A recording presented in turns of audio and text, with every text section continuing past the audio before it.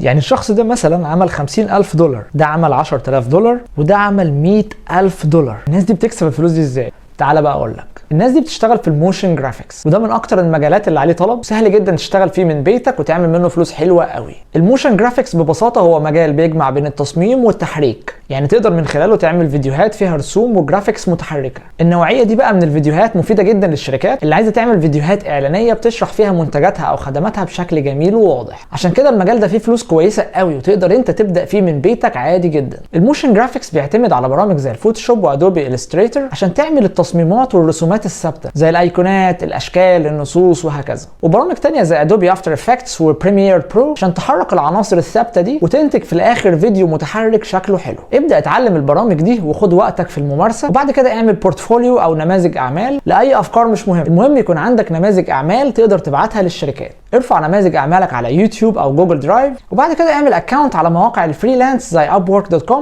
وابدا اعرض اسعارك وخدماتك على العملاء اللي طالبين شغل موشن جرافيكس، او تواصل مع الشركات من خلال صفحاتهم على السوشيال ميديا. اعرض عليهم خدماتك وابعت لهم نماذج اعمالك. وفي النهايه لكل مجتهد نصيب.